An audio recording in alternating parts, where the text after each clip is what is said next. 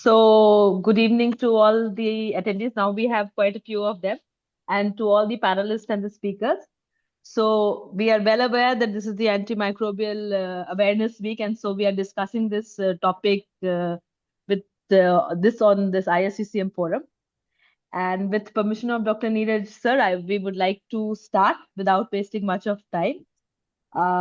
So, can we start, sir? Please go ahead, Ritu. I mean, yes, we are all Yeah. waiting for this thing. Please go ahead. Yeah.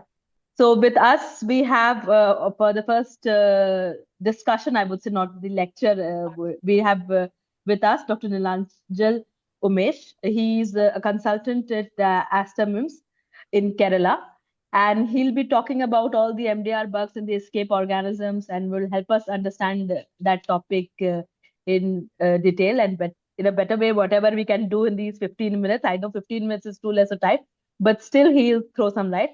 So over to Dr. Nilanjal, please. Yeah, good evening all. So as part of the World Antimicrobial Awareness Week, I first of all thank ISCCM for giving me this opportunity to present on MDR pathogens in hospitals. And I'll be discussing about the escape organisms. So I'm just sharing the screen. I hope the screen it has come. My slides are visible. Yes, very much clearly visible. So I'll be talking about the escape organisms. The escape organisms are the organisms that we commonly encounter in our hospitals, and it stands for Enterococcus, Staphylococcus, Klebsiella, Acinetobacter, Pseudomonas, and Enterobacter. So hospital-acquired infections are a leading cause of mortality in developing countries. And as I told, escape organisms are the most commonly encountered ones in hospital settings. So just to brush up our memory, ESBL organisms are defined as organisms which produce beta-lactamases, which can hydrolyze the beta-lactam ring, and thus it confers resistance to penicillins and cephalosporins. MDR organisms are defined as organisms which show antimicrobial resistance to at least one antimicrobial drug in 3 or more antimicrobial categories. And HDR organisms are organisms that demonstrate non-susceptibility to at least one agent in all but 2 or fewer antimicrobial categories. So I'll start with the gram-negative organisms. So out of our escape organisms, it includes Enterobacter, Klebsiella, Acinetobacter, and Pseudomonas. So the common resistance mechanisms that we see, it's either due to enzymatic inactivation, it can be due to decreased permeability of the membrane, it could be due to efflux pump mechanisms and alteration of the target sites. So it can be either due to a protection of the target site of the bacteria, overproduction of the target, or binding of to the antibiotics. So this is one classification we should all be knowing. It is about resistance mechanisms to beta-lactamases, and it's known as the Ambler classification or the Bush-Jacobi-Medeiros classification. There are 4 classes, A, B, C, and D. So A is called the serine penicillinases. The classical genotypic that we see is those of TEM, CTXM, which we very commonly encounter if we are doing PCR-based testing. Beta-lactamases, metallo-beta-lactamases, which we commonly encounter are the IMP1, WIM1, and the NDM1, or the new, which is the New Delhi metallo-beta-lactamases. Then class C, the prototype is the AMC mutation, and class D, which is the OXA48, the OXA23. So first coming to the extended spectrum beta-lactamases. So we all thought that it is beta-lactamases that the bacteria are producing. So perhaps BLBLIs would be sufficient for the treatment of ESBL. But then in 2018, there was a randomized control trial known as the Merino trial, which compared the effect of piperazolone tazobactam along with meropenem on the 30-day mortality for patients with E. coli or Klebsiella pneumonia bloodstream infection. And what they found was that there was a 12.3% mortality in the piperacillin tazobactam arm, whereas the mortality was only 3.7% in the meropenem arm, and that was a significant result. So it showed that even in ESBL organisms, piperacillin tazobactam is not suggested for the treatment of infections, even though it is a BL-BLI. Outside the urinary tract caused by ESBL, especially ESBL E. coli, even if susceptibility is demonstrated. So here again, we need to go for carbapenems. So coming to the beta-lactamase inhibitors, what is the spectrum of activity? So among the Enterobacteriaceae, which includes again Enterobacter and Klebsiella and E. coli, we have resistance to ceftriaxone across all categories. Then for cephaloxone tazobactam, we have resistance by quite a few mechanisms in Pseudomonas acinetobacter as well as the Enterobacteriaceae. We have Meropenem vaborbactam, which can be used in some cases. Ceftazidime avibactam, which is very commonly being used by all of us. Aztreonam avibactam, which is another option, which again, you can see the spectrum. It has been developed and is recently being used in many centers across India. And finally, cefiderosol, which is a new molecule still coming into our regular practice.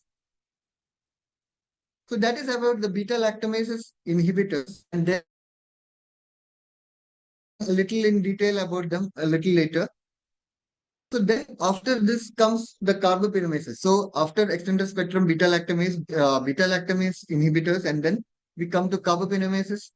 So carbapenemase resistant gram-negative organisms can be divided into carbapenemase resistant enterobacterials or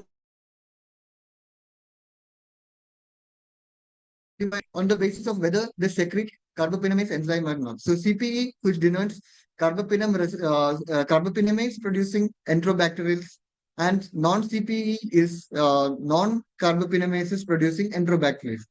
So again, they have a different genotypic mechanisms of resistance. So now I'll be talking about the treatment options. So the treatment options for CRA, I'm going by the ICMR guidelines because this is what we should be using in our Indian scenario. There are quite other many guidelines like the ESICM and the IDSA, but perhaps the ICMR would be more relevant for us in India because of the resistance patterns which we observe. So if we get an NDM or an NDM plus OXA48 resistance pattern, our first choice would be a prolonged infusion of ceftazidime avibactam along with aztreonam, which should be given over 3 hours. And mind you, we should be giving both of them together synergistically along the same in the same time along the same line of infusion. The other options that we have for this category is either polymyxin with tigecycline or aminoglycosides or IV fosfomycin, or even we can give a high dose of meropenem if our MIC is less than 16. The other option we have is tigecycline, which can be used if it is a skin or soft tissue infection or an intra-abdominal infection, but it should not be used for a bloodstream infection or a pneumonia, and aminoglycosides for some cases of uncomplicated UTI or after source reduction. The other major category that we encounter is the OXA48 or the KPC. I have clubbed them together as we have the similar lines of treatment. Here, a prolonged infusion of ceftazidime avibactam would suffice. Again, the other options are polymyxins along with either tigecycline, aminoglycosides or IV fosfomycin, or high-dose carbapenems, tigecycline or aminoglycosides. So the main difference here is that for NDM organisms, we should also simultaneously send a synergy test or a third-line sensitivity to see whether there is synergy of ceftazidime avibactam along with aztreonam. Now, the next notorious organism that we come across is Acinetobacter baumannii, and carbapenem-resistant Acinetobacter baumannii, or what we call CRAB, is an occurrence in ICU. So the options here which we have is high-dose sulbactam, that is around 6 to 9 grams per day, either on its own or combining it with ampicillin sulbactam or cefiperazone sulbactam. So it's only recently that we have been getting plain sulbactam. Otherwise, we used to usually use ampicillin sulbactam. Along with that, we have options like polymyxins, which where colistin should be used if it is a case of UTI, because polymyxin B cannot be used for the urinary tract. Minocycline, tigecycline, which should not be used for UTI again, and other agents like trimethoprim sulfametosol, that is cotrimoxazole, or aminoglycosides. So if we have a moderate or a severe crab infection, we need to combine at least two of these agents, out of which high dose sulbactam should be used. High dose sulbactam is 6 to 9, that is preferably 9 grams per day. So we combine high dose sulbactam with either of these agents whenever possible. However, in 2024, the IDSA has come up with a preferred regimen of sulbactam durlobactam in combination with meropenem or imipenem cilastatin. Again, the availability of sulbactam durlobactam is an issue in India.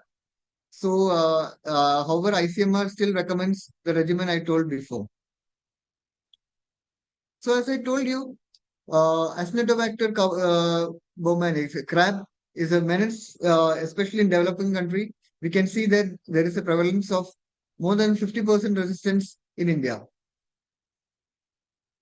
Now, another combination that we can use and has been used in VAP due to carbapenem resistant Acinetobacter and has been published in our own Indian Journal of Critical Care Medicine is a prospective open label randomized trial where 39 ICU patients with VAP due to CRAB were either given colistin or colistin with high dose ampicillin sulbactam. And we can see the difference. The combination had a cure rate of as high as 70% in day 2 or day 5 compared to just 15% with plain colistin on day 4 or day 5. So this paper tells us that the combination therapy with colistin along with high dose ampicillin sulbactam should be used in VAP due to carbapenemase resistant Acinetobacter baumannii. Now coming to carbapenem resistant Pseudomonas aeruginosa. So here again, we need to use polymyxins with any other agent which the organism has demonstrated susceptible MIC or an intermediate range. So our options here would be either to use it along with a beta-lactam like ceftazidime or cefepime, or a BL-BLI combination like piperazine tazobactam or ceftriaxone sulbactam if susceptibility has been demonstrated, or using it with aminoglycosides again if susceptibility has been demonstrated. In Western literature, there is again a molecule ceftriaxone tazobactam which has been demonstrated to be effective in 70% cases as per the IDSA, and that has been advocated by IDSA. So the WHO still considers CRAB, carbapenem resistant Pseudomonas aeruginosa, and carbapenem resistant Enterobacteriaceae as very critical priority for the development of newer antibiotics, and a constant search for newer combinations or antibiotics for these dangerous or notorious organisms is being made. So this was about the gram-negative organisms which we commonly encounter in our ICUs, the multi-drug resistant gram-negative organisms. And now I'm coming to the gram-positive organisms. The common ones again in the ICU are the MRSA and the Enterococcus. Now MRSA is less common in our country compared to the Western population. Like in the US, 5% of the culture-positive infections among the critically ill patients are due to MRSA. And the incidence of MRSA in sepsis is around 2 to 10%. So when do we need to add MRSA coverage to our antibiotics coverage?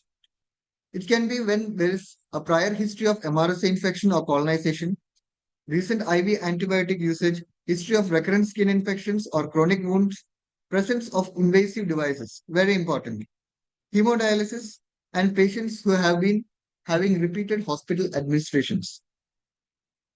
The mechanisms of drug resistance, again, there are varied and kind of similar to those of the GNBs.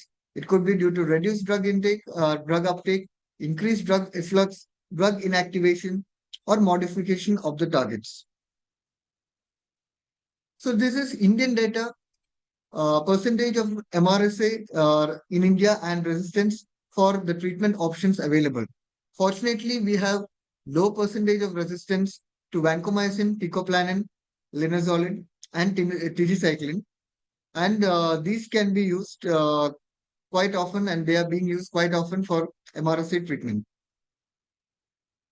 Now, one of the most important things when we have an MRSA infection is source control. And for that, we need to do an extensive search for the source because MRSA goes to a lot of metastatic sites. There is a seeding to a lot of organs. Okay, it can be bones and joints. It could be seeding to the heart. It can cause infective endocarditis, multiple septic emboli in the brain, as well as in the lungs. In patients having prosthetic valves, infective endocarditis is a very high possibility, and we need to do a transesophageal echocardiography to rule out the same. For complicated infections, the duration of treatment is quite long. It is 28 to 42 days after the last negative culture. Patients who are in refractory bacteremia, that is, bacteremia despite optical antibiotics and adequate source control, should go for a combination therapy. And for the combination therapy, we need to use either high-dose daptomycin along with beta-lactams like ceftaroline, linezolid, otrimoxazole, or rifampin, or use vancomycin in combination with ceftaroline or an aminoglycoside. So that was about MRSA. Now we come to another species, the Enterococcus gram-positive species. The two most common species which cause infections in our ICUs is Enterococcus faecalis and Enterococcus faecium. Both these species commonly cause urinary tract infections, but they can also cause endocarditis, severe bacteremia, wound infections, and meningitis. Faecalis is more susceptible to beta-lactams, but it is more likely to be associated with endocarditis, while faecium is having a very high resistance to vancomycin. That is, more than 90% of them are vancomycin resistant. However, luckily they are less virulent and less likely to cause endocarditis. So as I was stressing about the need for a transesophageal echo, there is a scoring known as the de novo score to predict endocarditis in patients with Enterococcus faecalis. And there are 6 variables for it. That is the duration of symptoms more than 7 days, embolization, the number of positive cultures if it is more than 2, origin of infection unknown, valve disease, and auscultation of a murmur. And if we have a score of greater than or equal to 3, we need to go for a transesophageal echo. And the sensitivity of this is 100% and a specificity of 83%. So it's quite a good scoring to look for the indication for a transesophageal echo in a patient presenting with Enterococcus faecalis bacteremia. So what are the options here? Again, and here we need to consider antimicrobial sensitivity testing, combination therapy in case our patient is critically ill or having endocarditis, and the combination that we need is a beta-lactam along with an aminoglycoside or double beta-lactams. And of course, source control is very important as it predominantly causes endocarditis due to prosthetic devices. Probably removal of these vascular devices will be necessary. Finally, coming to vancomycin-resistant enterococci, has emerged as an important pathogen causing nosocomial infections. In recent times, linezolid is currently the FDA-approved treatment for VRE infection.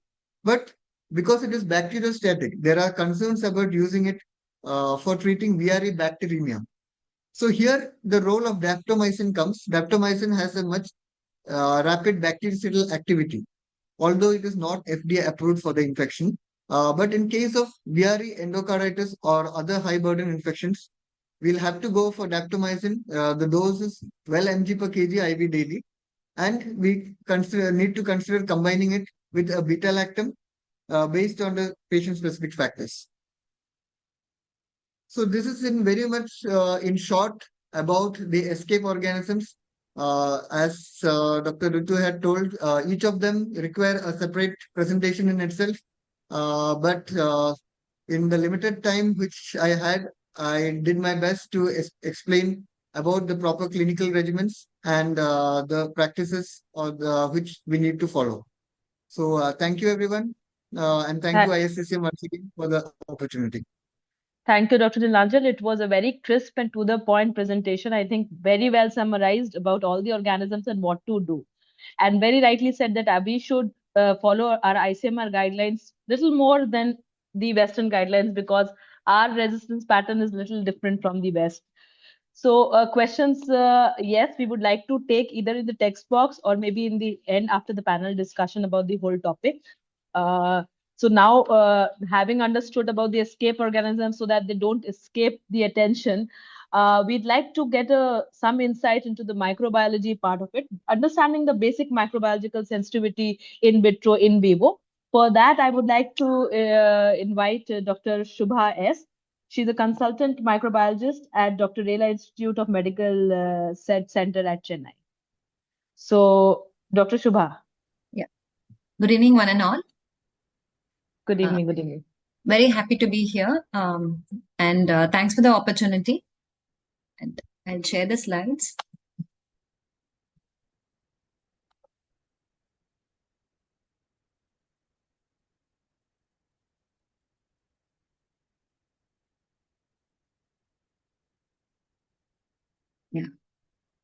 Yeah. Is the slide visible? Yes, ma'am, it's visible. Yeah, Pretty much. that's great. Fine. I'm going to the full screen now.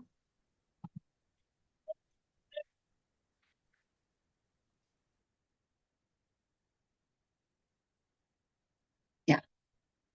Again, this is close to a 4-hour topic. So I'll be giving an overview, or rather 10 pearls on interpreting any culture and susceptibility with respect to reports in the antimicrobial resistance era.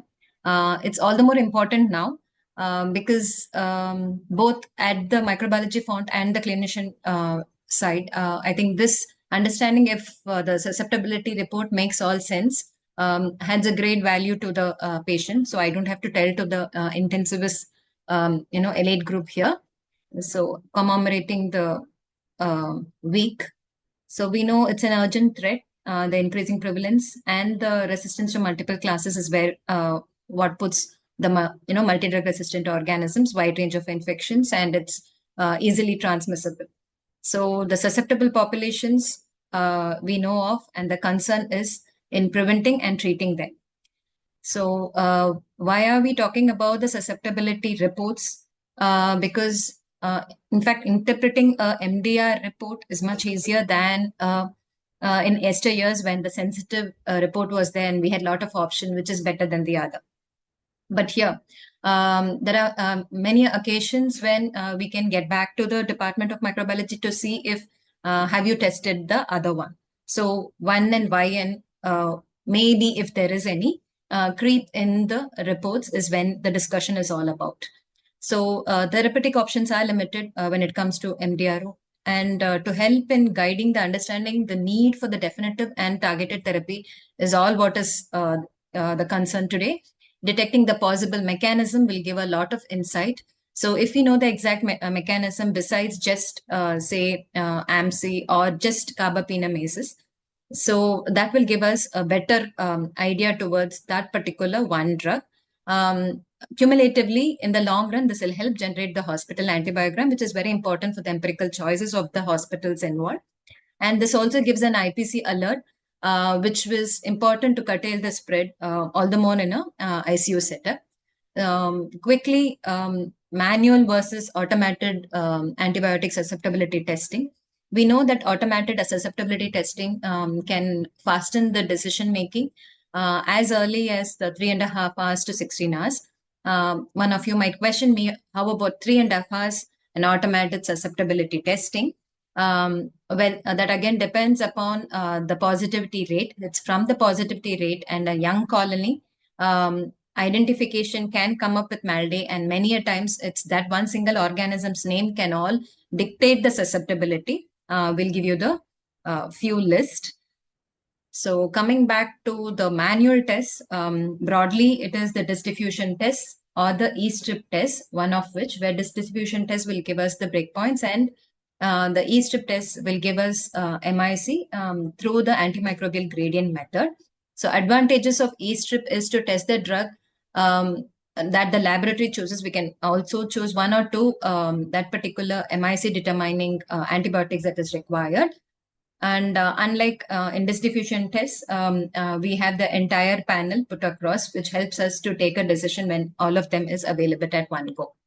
So about the advantages and disadvantages between the automated methods, where use of automation instrumentation can standardize the reading of endpoints, and often these produce susceptibility test results in a shorter period than the manual ones, and it has a better data management. For many of you, how you know, when we get this MIC values from the Vitek to automated, and it is linked with a MALDI-TOF, and both of which is the same system. There is another software which is integrated called MILA. So with the identification and susceptibility integrated, this MILA can generate the hospital antibiogram within few minutes. We really don't have to enter every other sample into the WhoNet. And this helps the generation of antibiogram, both sample-wise, which gives us more insight as to how the spectrum of susceptibility is there in our hospital setup. So we'll go to one particular scenario, which start the 10 pearls in line. So I'll have this question from the audience being answered. Is this panel which is projected a multi-drug resistant organism? Okay, I just need yes or no. And I mean, Dr. Ritu can help me tell if I'm getting yes answers. I've not opened the chat box. No, I'll be looking for the answers. Right. Yeah. So is this GNB or MDR? I'll just need 5 of them answered. So there are 94 attendees. So I expect them to answer this for Dr. Shubha, please. I just need 4 of you answer. I want to know how many yes and how many no.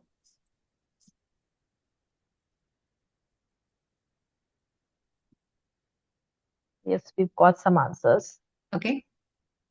How many yes? So no, not all have answered. They're still answering. No problem. 4 of them answer is fine. Tell me first 4 answers, Dr. Ritu. So the first 3 I would say is yes, it's MDR. Okay. XDR. Okay. That is what the answer that we have received. And great. So I have I'm happy with the answer. I'm happy with the answer is for the fact that that is the answer I expected, but that's not the answer. Okay, right. Thank you for this. That only says that, you know, so there's one engaged. question. There's one Right. question also that Perfect. EDT and ceftriaxone, does it have any role?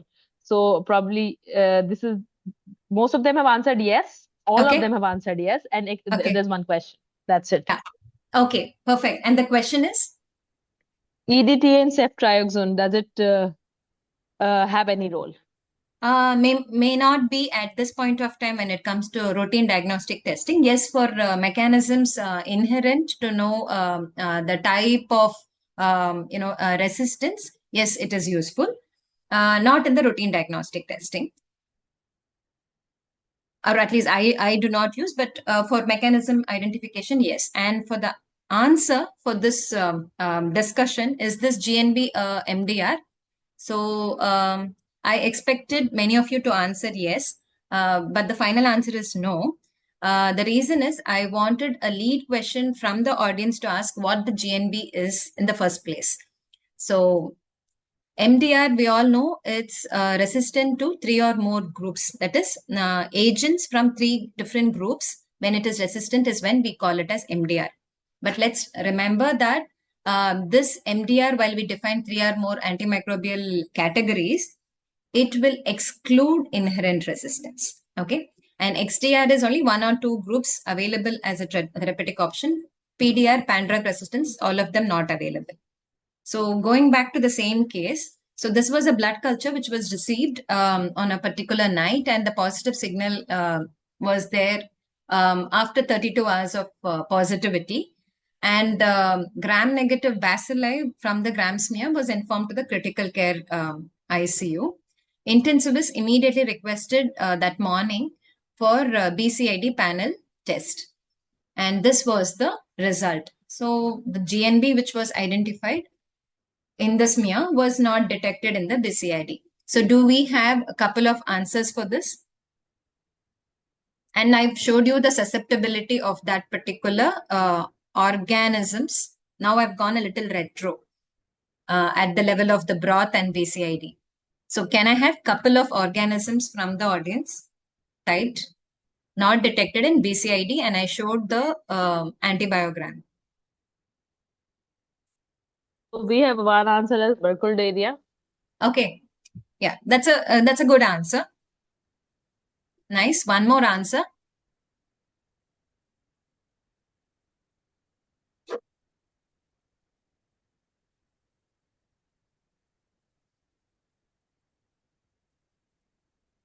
Pseudomonas maltophoria. Perfect. That's one more good answer. Okay. So, got two. but Trophomonas maltophilia is there in the part of the BCID panel. So that might not be the correct option again. So I'm going to the further, case. So by 1 p.m., that is by afternoon, the culture growth ID. So the positivity signal was beeped just that morning. Within few hours, identification by Malditov had yielded this particular organism, and that's Elizabeth Kinge Anopheles. This is most often a possible contaminant. But let's understand the same susceptibility spectrum that I showed earlier. This is how the YTIC2 automated report would be given out. But we had cut off a little of the noise of unwanted antibiotics. The basic reason is we removed all of those which are said to be or known inherent resistance to Elizabeth Kinge Anopheles species for that matter, and we released only 4 drugs. So this is selective or cascade reporting. Indirectly, we help the clinician to say what exactly is meant for that therapeutic regime for in this case and release them. In addition to it, why the others would not work were also commented as intrinsically resistant to cephalosporins, carbapenemes, aminoglycosides, polymyxins, tetracycline, and chloramphenicol. The reason why it's possible environmental contaminant based on the nature of the organism, but to take it on the clinical touch. So this is how the report goes. So let's understand identification of an organism is a very, very important aspect which will dictate inherent resistance. And that's how the first clinical reporting of any particular organism starts. So we have this list from our CLSI defined, our standard reference testing guidelines. And it is meant for both Enterobacteriaceae specified on the top of this particular slide and non-Enterobacteriaceae below. And this is another non-fermenters group specifying the intrinsic resistance, where you would see the Elizabeth Kinge Anopheles is resistant to most of the beta-lactams, cephalosporins, carbapenems. So this is important for us to remember. So that's the first pearl, inherent resistance, to remember. Second pearl is organism identification besides will also dictate even the genus, and you might not have speciation. Let's understand that we are all working in varied setup. So if I'm in a setup where I would not have an automated identification to give me a up to species level identification, and I just know, say for example, as Enterococcus, not even Fecalis or Faecium, I might not have the facility. But if an Enterococcus is identified at the genus level with basic conventional identification methods, and ampicillin is sensitive, it is indirectly dictative of Fecalis. So this is called as the indicator drug. There is a set of indicator drugs with corresponding genus organisms which will infer the resistant mechanism, and the possible other speciation is ruled out. So an ampicillin-sensitive Enterococcus unlikely to be that of Faecium. So this is very important for us to remember. This is a very old article or journal, but 80% of its content is still relevant. So that's the beauty of interpretative reading when it comes to antibiogram. When it is done in the proper way, how many ever decades or age old, it still stands gold. So the Pearl 3 is about time to positivity as in blood cultures. So this will help us rule out contamination versus colonization versus infection. Just today also, there was 1 out of 4 bottles. Here in this case, Streptococcus, other than, Staph aureus, previously known as cons, that is most often a contamination. We did get a Brevidomonas, again a non-fermenter, environmental organisms, where the time to positivity was more than 65 hours. We always take it with a caution note because it's 1 out of 4, but it has come from a patient who is on chemotherapy. But the time to positivity has been so far correlating very well. So anything more than 3 days when it comes to non-fermenters, 1 out of 4 is definitely contamination. Plus, at the level of the ICU intensivist, you know how this will help in differential time to positivity dictating on CRBSI, where more than 2 hours of differential time to positivity between the central line and the peripheral line will establish the diagnosis and helps in source control and remove the lines where needed. One other small interpretation of the case scenario with the same algorithm, where if it's a neonate with an early onset sepsis, if the peripheral blood had beeped 4 hours before that of the central line and gave Staphylococcus epidermidis, it still can be BSI, but source other than the central line. So this is the algorithm that dictates, central line, that is CRBSI versus the BSI itself. So this is the rounded portions are those with respect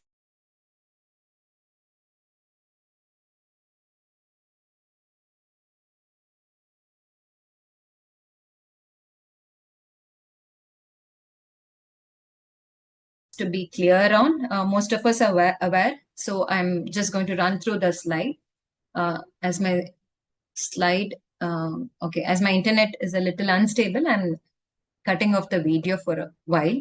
Yeah. So interpreting the AST results. So we know S stands for susceptible, resistant, and intermediate. So susceptible should respond to the therapy with that antibiotic using the dosage recommended normally for that type of infection and species. And resistant is going to not work, and intermediate is going to have a clinical response less likely to be less than that of the susceptible strain. In case of cefepime in enterobacterials, it comes as SDD. That is because it works with a dose above than the normal or the frequency. So in order to emphasize that particular dosage significance, that has to be enhanced, why it is mentioned as SDD. That's one other terminology.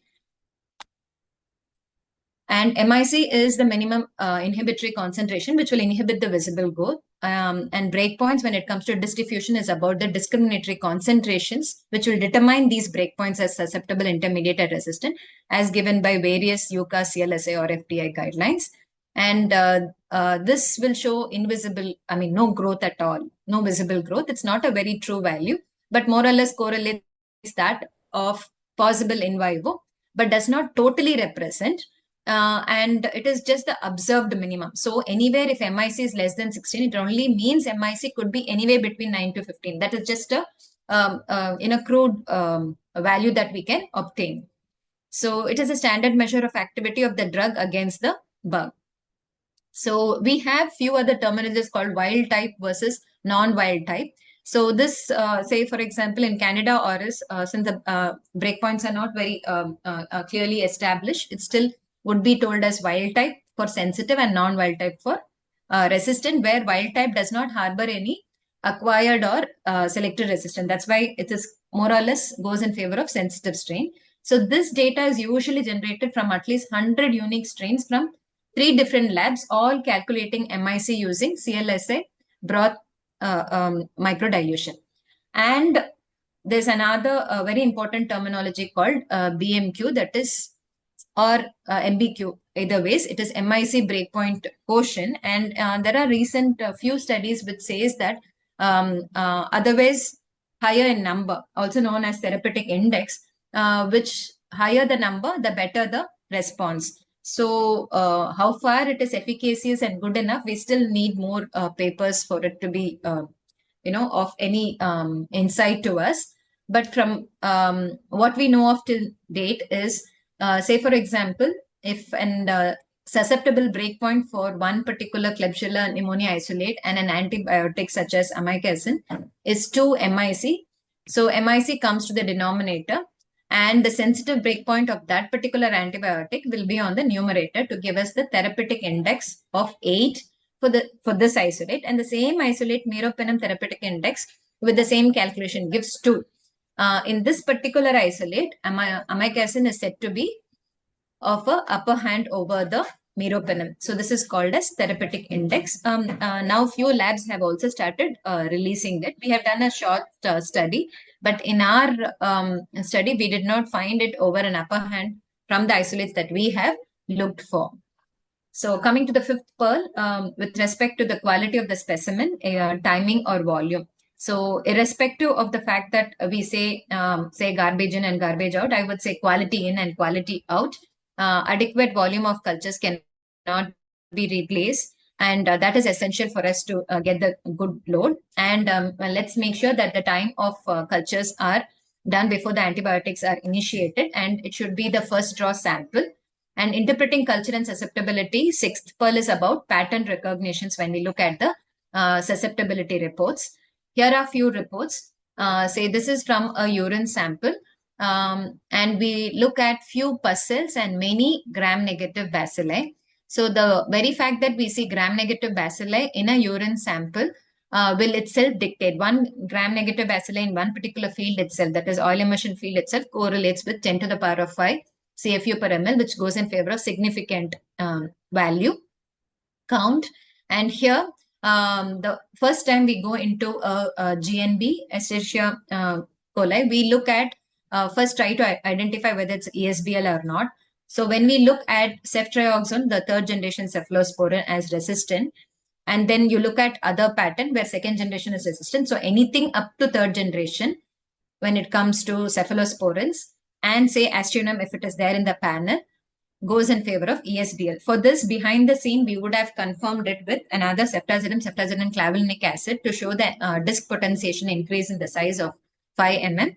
There are various methodologies and mechanisms to confirm this resistance. The reports might not reveal the confirmatory mechanisms that we use, but this can be a personalized reports also. So if you think your particular institute needs that kind of report, so maybe a clinical footnote would do the job. So that's about the ESBL, which has to also be mentioned, so that oversight of such a report should not happen. And then that itself will dictate that the drug of choice would be, say, BLBLIs or the carbapenems for them to consider. Other susceptibility patterns when it comes to urine, say nitrofurantoin and fosfomycin being urinary tract specific antibiotics.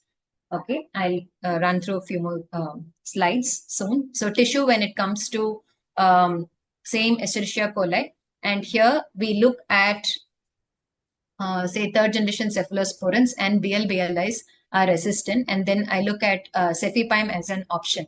So you could always ask the lab for surrogate markers such as cefoxitin, which is going to, if it is resistant, is indicative of AMSIs. And here we have for AMSIs whether cefepime as an option. In this it is not. So it gives us other patterns and other differential types. And then we have the carbapenemases, which has again a differential susceptibility where meropenem is intermediate, imipenem is sensitive, and ertapenem is resistant, which itself is an MDR by itself. And this again dictates non-carbapenemases pattern. If it's carbapenemase pattern, we would not get, say, ertapenem, again, it's the first, among the carbapenems to become resistant. So we know here it is CRE, not just AMSI. So MDR as such. So that's one. And then comes the other report, which is about an MDR pattern. We just have options left is colistin, and then phospho is done, which is helpful in MDR therapeutic regimens. And then we have tetracycline. Although it is not to be reported in the blood, considering the fact that the source might be at the level of, say, abdominal infections, it is released. And in such cases, it is mentioned that considering the primary site of bacterial seeding is possibly skin and soft tissue infection, so that has to be mentioned for appropriate therapy. And if ceftazidime avibactam is resistant, then synergy testing values have to also be released for optimizing the therapeutic option. I've just shown one of the pictures which shows the synergy between the ceftazidime avibactam and aztreonam. And here's the classification already done by our previous speaker. So for completion, I've just mentioned about aztreonam activity against the various amyloid classes. And this is a quick slide from Dr. Sumit itself, which says about what antibiotic not to be reported in AST reports. I just mentioned a couple of them. Tigecycline in the blood. What is to be reported are such as in urine, nitrofurantoin, fosfomycin. Seventh pearl about the theragnostic approach, wherein again an ICU specimen flagging GNB positive, detecting Klebsiella pneumonia, showing OXA48 amidst others, correlating with that of the susceptibility showing ceftazidime avibactam, which means it's dictative. We have OXA48 and then we have this ceftazidime avibactam, so we don't have to go for another options. Dictative is theragnostic. And avibactam plays are more effective when it comes to right. And microbiology guides therapy wherever possible. Coming to the eighth pearl, possible mechanisms. Is this possible wherein none of the genes are detected? Can this still be CRE? Yes, it still can be CRE, where need not be always a gene mechanism. So there are these other mechanisms of hyperexpression of multiple beta-lactamases, Porin loss and efflux mechanisms. So all of this has to be considered along with the clinician's input when it comes to picking up the appropriate therapeutic options, which our previous speaker has nicely covered. So I'm not going to, lay hands there. So this is the other various available options with respect to the newer drugs as well. So I'm running through the slides as it's covered. So the ninth pearl is beyond the report at hand. Okay, few clinical scenarios which many of us would have faced. Patient is stabilized and improving on meropenem. When the susceptibility report comes as Klebsiella pneumonia resistant to meropenem, patient is doing very well. And the second, scenario is patient is not improving with meropenem, and the susceptibility report says pan-sensitive E. coli. Can this happen at all? Yes, it can happen is because of the, again, Fowler's rule, which is 90-60 rule, where 90% of the sensitive strains respond. Only 10% of the time they fail, and 60% resistant strains will still respond. And this is because of two reasons. One is we are trying to get this particular in vitro experimental versus our clinical setup. Where in our setup, the inoculum is defined. It is most often 10 to the power of 5 CFU, and it is different when it comes to clinical setting. It could be multiple pathogens over single that we are trying to treat, and there are immune effect. With all these reasons why there is this therapeutic failure. And the last pearl is about the clinical footnotes. We have this interesting susceptibility pattern. It is a Pseudomonas sample, wherein third generation cephalosporin is sensitive and meropenem is resistant. Can this happen? Or do you think the lab has not, studied the pattern and, they have done some, false results and there is a contamination in the susceptibility test. Still, they have released without cross-checking. So do you think it is right? Or if you think it's right, what might be the reason? If you think, no, this is wrong, it is a contaminant report. Okay, so I leave the question open. Do you think it's right? Do you think the report is right? And then why? Ma'am, thank you so much for this exhaustive topic. Giving you 1 hour will also be less, but I understand that we've been allotted only 15-20 minutes. Sure, right. And having a very good microbiologist is a boon for all intensivists. Ma'am, there are lots, some questions. I've opened the chat box to everyone. Okay. So you can answer them there so that everyone becomes aware of the answers. Sure. I'll do that. Initially, I'll close this one slide. Is that okay? I'll just close this one slide. So this is something called as OPRD mechanism, and I'm closing. And alert organisms has to be reported, and rest of it are nothing but the pearls that I've listed. So everything is important. Yeah. So I'm trying to open the chat, and I'll close the sharing if it's okay. So that will make me easy to open the chat. Yeah, so I've made it open to everyone, and Dr. Vijay also raised the hand, but I think after the panel discussion, he can type in his question over here. Yeah, so that all of us I'm trying to open the chat now so that I'll be able to So wherever feasible, and thank you for the patient listening. So thank you Opening so the much, chair. ma'am. Yeah. So now we'll proceed to the panel discussion. So in this era of rapid diagnosis, we'll like to have views about the rapid diagnostic tests that are available. So for that, I would like to moderate the session for this. I would like to call Dr. Neeraj Tyagi. He's a senior consultant of critical care at Sri Gangaram Hospital, New Delhi. Sir, please moderate the session. The panelist, I would like to invite the panelist for that, Dr. Kishore. Yeah, he's there. Dr. Kishore Mangal. He's a senior consultant of critical care at Fortis Hospital, Jaipur. Dr. Vijay Sundar Singh. He's associate professor, Department of Critical Care Medicine, Father Muller Hospital, Mangalore. And Dr. Satya. He's the clinical lead, multidisciplinary ICU, and a senior consultant at Rela Institute of Medical Sciences, Chennai. So I would like to involve all the three panelists as well as Dr. Neeraj sir. Over to you, Dr. Neeraj sir. Thank you, Ritu. And I think all four of us, our job has been really reduced to a discussion sort of a thing by really eloquent presentations, first by Nilanjan and of course Dr. Subha. And so I'll take it from here, and I'll start with a real pointed question, and anyone of you can start. So we understand that culture sensitivity interpretation, along with the newer tools like BCID, the moment your bacterial culture has flagged something, can reduce the time. And now we also have like a PCR based diagnostics or biofires available. Now, how do you integrate them? Because the biggest question is not about a stable patient or a patient who is there in whom we have time, we can discuss with each other, into your management when it comes to a patient who is turning septic and is likely to land into septic shock. So the integration of all these things, how you are using in your practice. I'll start with anybody. I think Dr. Satya, we can start with you. Yes, sir. Good evening, Manarol. Thank you, sir. See, I would like to answer this question in this way. So, how these molecular tests, say PCR tests and mass spectrometry, mass spectrometry based tests, I mean, it decrease the lead time to identify the organism. Say, if you go by conventional blood cultures, conventionally you send the blood cultures to the lab, and for the blood culture to flag, it takes about 20 hours on an average. For GPCs, it's a bit early, say 17 to 19 hours. For GNBs, it's a bit late, 20 to 22 hours. And for fungi, it's even more late, 30 to 35 hours. So this is the, first delay, 20 hours, almost one day. And then you will have to subculture that into another culture plate. And then it has to grow in the culture plate really well. And from there, you will have to identify the bacteria.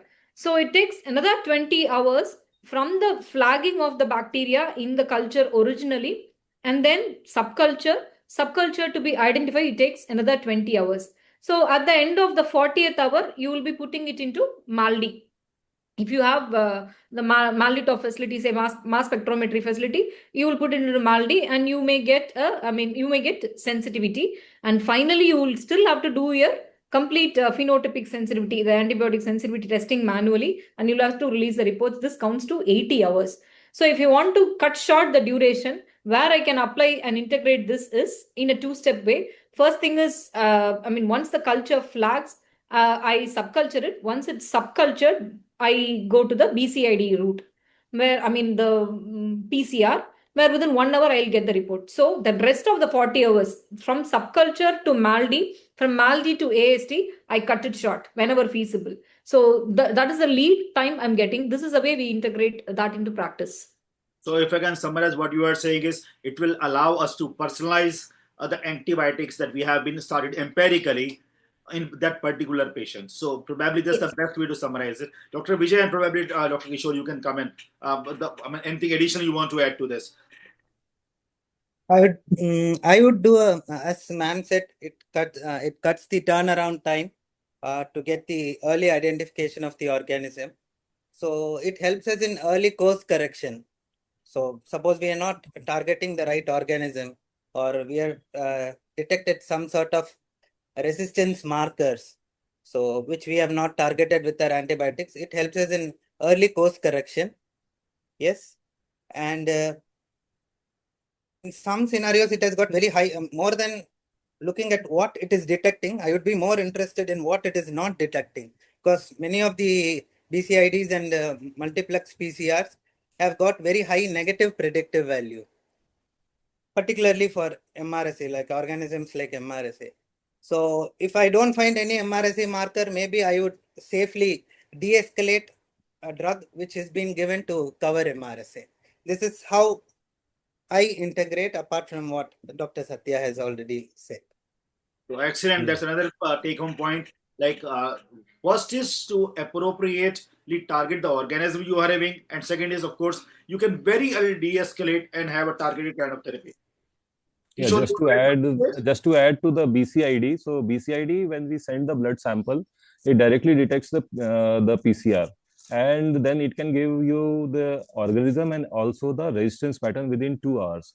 So rather than waiting for us 48 hours or 72 hours for culture, if you get a BCID panel flashing positivity with the organism and with the resistance pattern, you can directly tailor your therapy in the exact manner, and will be far more better for the patient, because it will not only give you the accurate antibiotics, you will be able to save from the other toxic antibiotics, and also it will help in cost saving, because you are going to save for antibiotic for 2 days, which you are giving empirically and probably was not necessary. excellent. If we could add, I would slightly differ here, because escalation definitely is based on, these rapid tests, but de-escalation, I would always wait for the antibiotic sensitivity, phenotypic antibiotic sensitivity, because presence of a resistance marker does not always means the expression of phenotypic resistance. So I would always wait once I have escalated for the complete sensitivity to come before. That's the way I usually do. So I was about to touch that point, Dr. Satya, and this is what probably Dr. Nilanjan was trying to highlight when he spoke about Merino trial. So most of them was just ESBL producers, but unfortunately, when the results were notified to the physicians, there was a mention about ESBL, but the mention of existing co-producers was delayed by 48 hours. And probably that's how, for next 48 hours, they were not able to upgrade from ESBL producing plus additional things. So, as Dr. Satya is saying, when you talk about BCID, it does give you 5 or 6 resistance mechanisms, but they are limited to just 5 and 6. If there is anything additional, it may not be reported. So, targeting is fine, but yeah, if you think your patient has a propensity to have more than one resistance mechanism, which is, I think, again, Dr. Nilanjan was showing ICMR data, we have most of them co-producers. So de-escalation should probably be based on, apart from MRSA. If you do not have any of the MRSA genes and it is GNB that is flagging, you can take away that. But for gram-negative ones, probably it's prudent to wait for phenotyping testing than to de-escalate. So I'll come to Dr. Vijay, because he raised a very important points about limitations of multiplex PCR, and Dr. Subha showed us. And for example, there's quite a few important organisms which are not covered by BCID. The one we have spoken about is Burkholderia. And again, Burkholderia, the species also matters. You can have Cepacia, which has got a very different kind of sensitivity versus the Melioidosis one. And similarly, Ralstonias and Elizabeth Kingikias of the world, they are also not present. So you raised a point, and my question is about when it's a community-acquired sepsis, yeah, BCID helps us a lot. Let's talk about secondary sepsis. So do you integrate BCID in the same way when we talk about secondary sepsis, or you try to tend more towards these biofires, which have much more exhaustive kind of a range when they look at a particular situation? Secondary sepsis, I don't have much experience with the BCID panels, but if it is a secondary sepsis, if it is a pneumonia, if it's a hospital or ventilator-associated pneumonia, and we get a high-quality sample, we do biofire. But that too with a high-quality lower respiratory tract sample. Not with if it's a hospital-acquired pneumonia, we never take nasopharyngeal swabs or swabs. So it is never recommended. Yeah. So you are highlighting a very important point. Yeah. So nasopharyngeal swab is for situations where probably parenchymal involvement is not there. And I think Dr. Satya and Dr. Kishore, you want to put something? Because this one particular thing I would like to have input from Dr. Subha as well. I mean, what do you think is a better way to collect sample for a secondary sepsis kind of phenomena? So, Dr. Satya and Kishore, and then we can go to Dr. Subha. Yeah.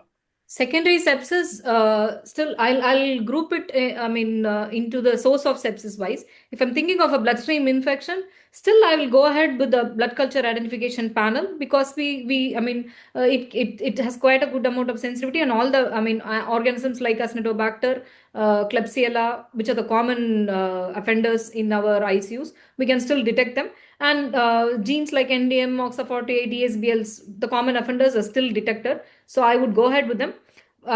Secondary sepsis, getting Burkholderia or Stenotrophomonas in the ICU as a bloodstream infection, I won't say it is rare.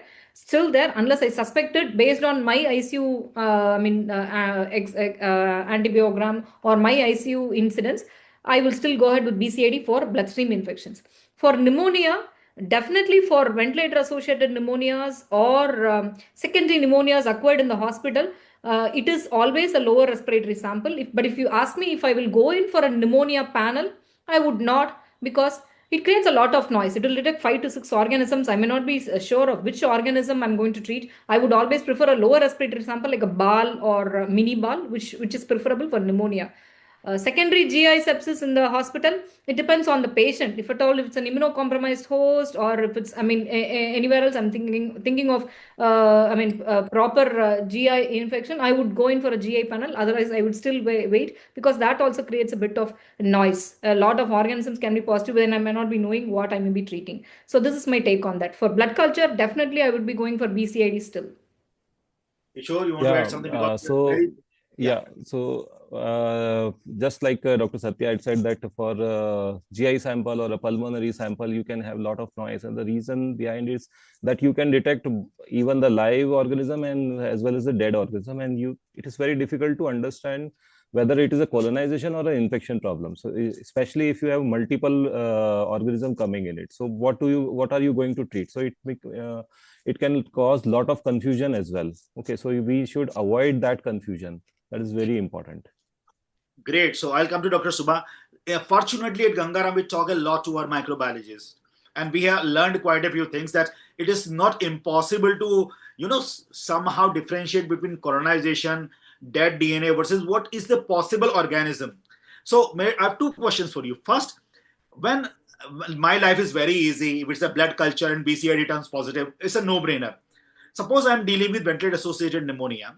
What kind of sample and what kind of biofire you want a clinician to send to you, so that you can give me decent idea what the patient is suffering with? That's the first point.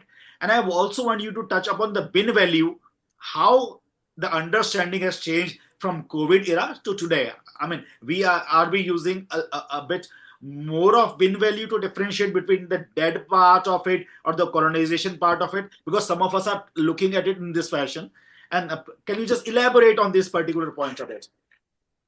Okay, right. Okay. So from my little experience that I've seen, like from what I've understood, you are say pneumonia being the primary and blood being the secondary, right? So yeah. I still, and from our practice at the clinical scenario also, our clinicians prefer cultures, say if it is to do with BAL, mini BAL, and can yield more compared to that of pneumonia panel. We really don't rescue to pneumonia panel every other time. And the gram sting can do a lot of message. And any organism which is studied within the neutrophils, it's very beautifully appreciated. Any patient who is like 2 days old intubated, you can see infiltrates so well, pus cells studded with Acinetobacter looks very beautiful in the smear, the direct gram smear, and you would see that. Otherwise, if at all you think it is going to be only 10 to the power of 2 growth, you would not see pus cells. You would not even see the gram-negative cocci. And this gram-negative cocci, when it looks in the smear, they beautifully aggregate together. And this morphology itself is indicative. Even tomorrow, I'm not going to have a growth, but I would call my intensivist and say, there are chances that this can go in favor of Acinetobacter.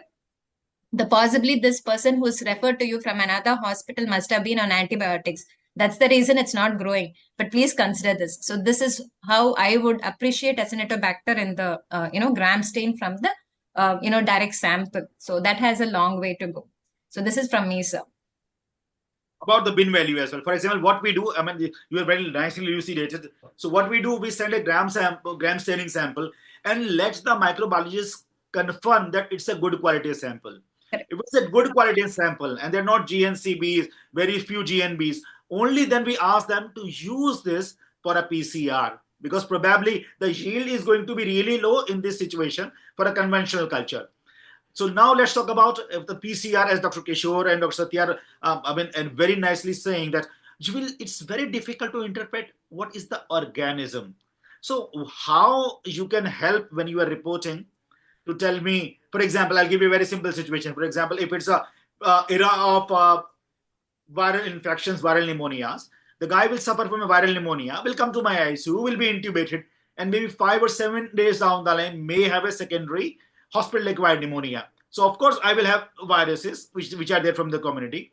I will definitely have bacterial DNA, and God forbid, if this patient is having any of those risk factors, this is exactly the time when invasive aspergillosis will also start to appear. So I will have 3 different DNAs. Now I'm seeking your help. Should I treat just the bacteria, or should I now be aware of that IA may be coming 3 or 4 days down the line? So maybe galactomannan can help to a large extent with the same sample.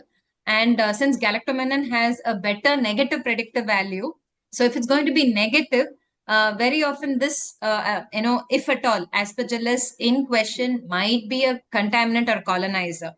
We have got values very high when we have got this other referral patient who otherwise had the KOH come positive with the bar, and parallelly the growth has also happened, which where galactomannan has a very high value. So that has been very contributory, and that goes in favor of an invasive aspergillosis straight away, sir.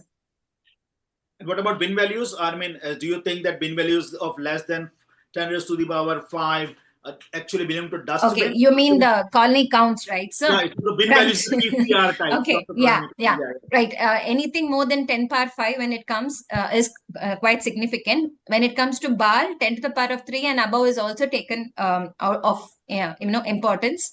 And 10 to the power of 4 is okay with respect to mini bar.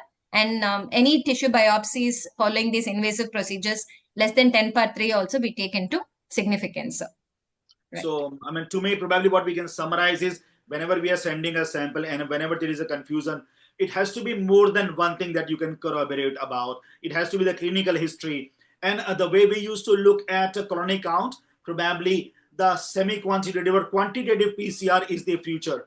That's the only way we can differentiate between what can be considered a dead part of an organism versus colonization versus what we are actually suffering with. So, coming back to my clinician friend. So I'll give you an example. Dr. Subha has been very nice, and she gives us a report that your BCID is Staph aureus and it is MAC-A negative. All right. So I'll start with Dr. Satya. So how will it help you? So you have a Staph aureus and you have a gene available, MAC-A is negative. How it will help you? So probably what I want to tell you is again the same thing that we've been discussing about. What we need to understand is to read the report in toto. Staph aureus with MAC-A positive probably means the chances of it being MRSA are very high. So if I started with a vancomycin, okay, or any of the glycopeptides, and I persist with MSSA on those glycopeptides, my mortality will be much higher, because most of these glycopeptides, their spectrum against MRSA is very limited.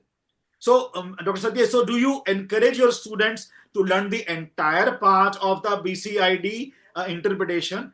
And if you are doing it, how you are managing to translate that education down towards your trainees and residents? So do you discuss with them, or do you collaborate with the microbiology department? How you structure that kind of a discussion? For sure. I keep calling Dr. Shubha every now and then. At least we'll have at least 5 phone calls per day. So that's the way our microbiologist ID and the critical care unit works. So always we give a call to understand what the microbiologist is thinking. And always they'll be ready to discuss with us the BCID reports, the phenotypic sensitivity reports whenever it's ready, be it even in the middle of the night. That's the culture we inculcate in our students. Call the microbiology. I mean, don't take any decisions without calling them, because they'll be the ones who will be having the results at the fingertips at any point of time. So in the same way, the lab should also retaliate, which happens in this part of the city. So that's easy for us. That's the first thing. Second thing about the staff RAS part, usually we don't have much of a problem with GPCs, luckily, as compared to the GNBs in this part of the world. So, I mean, we don't send that much of BCAD for GPCs. Whenever we have a GPC, I have a good, we have good antibiotics to play with, unlike the GNBs. And mostly we'll use the GPC cover based on the syndrome I'm covering. I'm doing the lung, I'm doing a bloodstream infection, I'm thinking of infective endocarditis or a skin and soft tissue infection. Based on this is what my antibiotic choice would be. So immediately, I mean, if I'm having a GPC, I would continue my cover as whatever I have done. So once the sensitivity is available, I will obviously de-escalate, be it an MRSA or MSSA. If specifically I'm ordering a BCID and it turns out to be McK negative, I would not hesitate to change it to a MSSA sensitive antibiotic, which will be a cephalosporin, third generation cephalosporin, rather than a vancomycin or something. But I usually don't do that in practice because I have good number of gram-positive antibiotics. This is my take. Excellent. So yeah, probably most of us, for example, in my institute, we used a BCID for gram-positive just to de-escalate from glycopeptides to one of the simpler antibiotics. And when it comes to gram-negative, it is actually about identification. So Dr. Vijay and Dr. Kishore, for example, as Dr. Satya was saying, we are using mostly BCID regarding gram-negative to target our therapy. The commonest combination that we usually see nowadays is a GNB, which is having NDM plus OXA48. All right. So we understand what kind of organisms we are looking at. So if your microbiology flags this, how is your response usually in your situation? Kishore, I'll go to Dr. Vijay first because he's using much more BCIDs, and then you can chip in.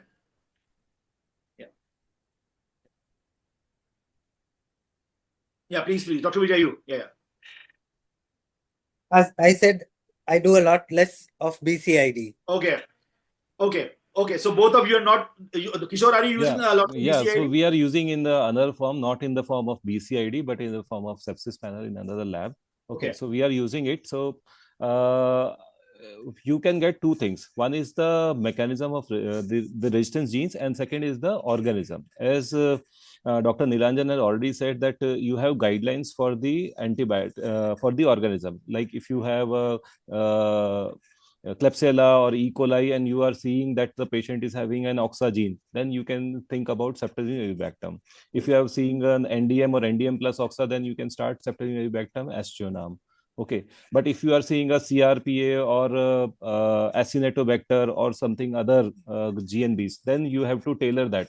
Suppose if you have a Acinetobacter, you will have to think about sulbactam along with another antibiotic. Okay, so you may be a polymyxin or a minocycline.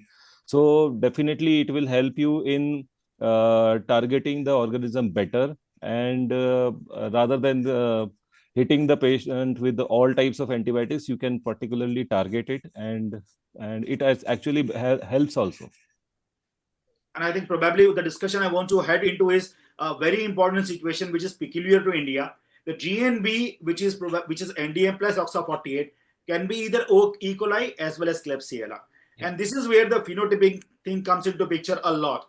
Like almost 60% plus of E. coli in India are PBP3 positive. So it doesn't matter whether you have OXA48 plus NDM, unless you do a synergy testing for E. coli, this combination is not going to work. So BCIDs and all the genetic mechanisms, even if they're reported to you, I want to come to Dr. Nilanjan about it. Unless you have gone through the ICMR thing, we will not be able to pick up those other mechanisms which are responsible. If it is Klebsiella, you have OXA48 plus NDM, you can always start Ceftazidime, avibactam, aztreonam, you are covered. But God forbid it is E. coli, probably this combination has a propensity to failure, at least in terms of culture sensitivity or the mechanisms of resistance. to the tune of 2/3 of the patients. So Dr. Shubha, I mean, am I right, or you want to add something to it? Sir, I second to your points. No. Right. Yeah, so probably this is where again the call from microbiology about the kind of organism is getting isolated is also important. So first call could be that we are having a GNB, and then second call could be the BCID is flagging this, and third call, the moment you have phenotypical identification for that particular organism, immediately informing the clinician or the clinician chasing the organism becomes important. So Nilanjan, you gave us a very nice idea about how the Western world is reporting these organisms and how ICMR is pitching very nicely. So they are coming out with yearly paper from 25 centers collecting data from all across. And to me, the beauty of that paper is there are certain areas where you do not have local antimicrobiome available with the hospital. So where you think this ICMR paper becomes of real help to any clinician? And Dr. Ritu, please let us know how much time we are left with, because this discussion. So we are. So we've overdone with our time, but since such a nice discussion, so I think this would be the last topic of discussion. Perfect. So if you allow me, I'll also pitch in for one point. We'll come to you. Yeah. Is not dead. You are going to be the last one. So I will start with Nilanjan. Then probably three of my panelists, they can have their final comments, and then Dr. Shubha snippets, and you have to give the closing comments. So that's the most definitely. Nilanjan, you start, please. Final comments? No, the comment about how you think that the ICMR data should be best utilized in our scenario in terms of the places who do not have their local antimicrobiome available handy with them. Yeah. So, the ICMR gives a very good idea about empirically how to start antibiotics empirically, at least based on the genotypic resistance patterns. Like clearly they have given ideas based on the genotypic pattern like the NDM or the KPC or the OPSA 48. So they have mentioned the first line drugs that can be used at least empirically, and the alternative drugs as well. So which we can use in case our first line the drugs like ceftazidime avibactam is not working. So they have given a list of first line and then other options as well. So for empirical, starting empirically, they have given a very good idea about how to use the antibiotics. Yeah.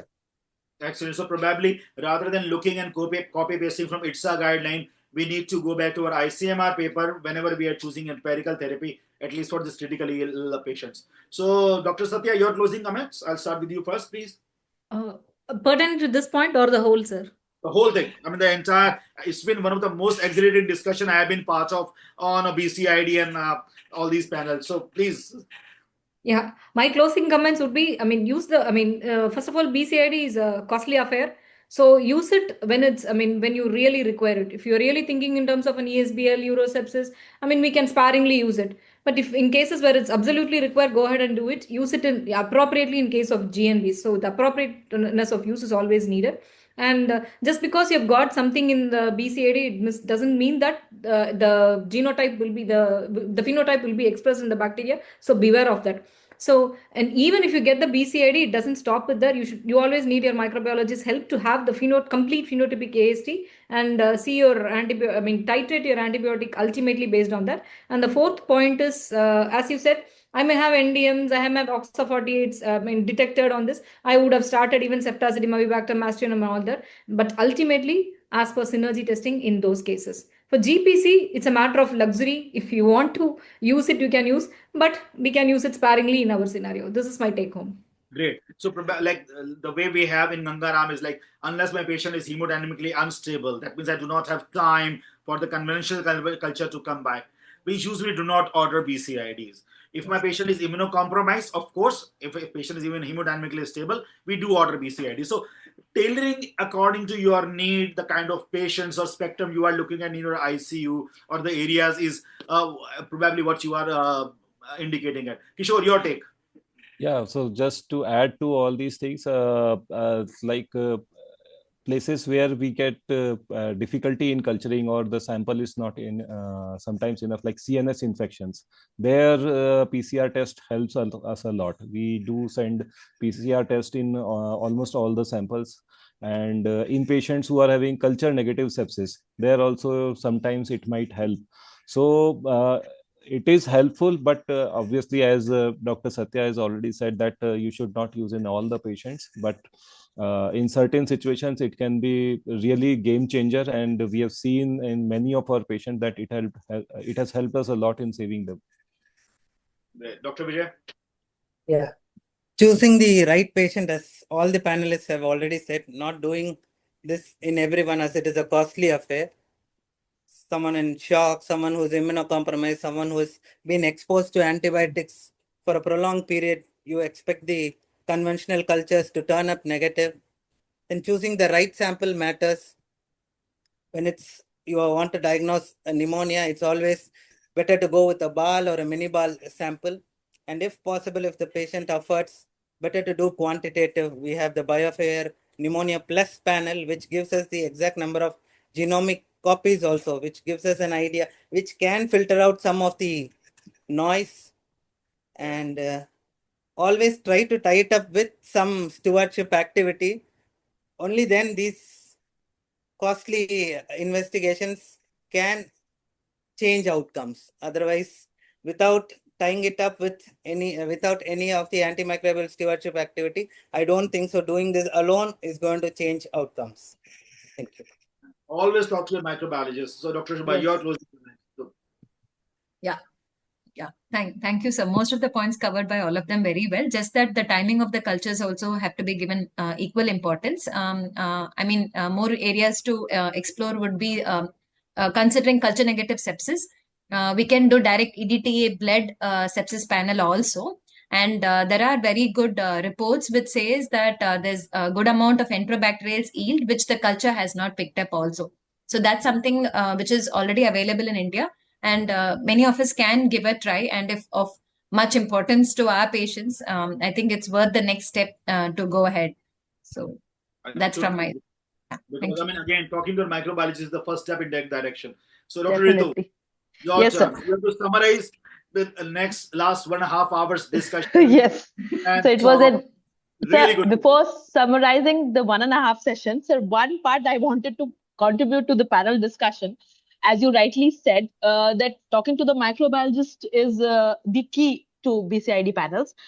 Sir, one of the questions that was little unanswered, maybe I don't have a lot of literature to support it, but what the BioFire company, the original biomedic company, and the microbiologist at our institute, because there were few thesis topics of students over here on BioFire. So they gave us a cutoff of about 10 to power 4. They said that anything below the 10 to power 4 would be probably a dead DNA or a commensal. So we follow that at our institute. 10 to power 4. Below that is, but it is still not validated. Since it's a panel discussion, we can discuss this, but this value. Absolutely right. I think me and Dr. Satya were saying the same thing. If you are sure of the sample quality, that the sample is collected the right way, diluted sample, anything which is less than 4 bin copies should be considered non-contributory to the pathological phenomena. Right, okay? sir. You look beyond that thing that you isolated, and that's the gist of it. If you do not find anything, of course, you can come back to that 10 to the power 4 and below kind of a thing. But otherwise, this is the dictum or paradigm we are, as in today's time, we believe in. Dr. Subha, please correct me if I'm wrong. I just seconded. Thank you. Yes, same. That is the one point that I wanted to highlight, because that's very important for multiple organisms.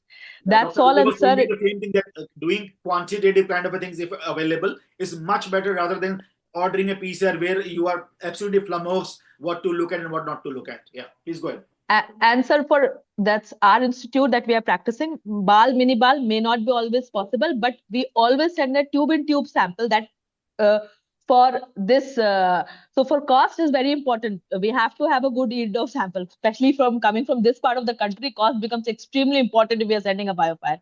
So we always use tube-in-tube even for a simple ET sample. We use 2 suction tubes and then do it, and then do it that way.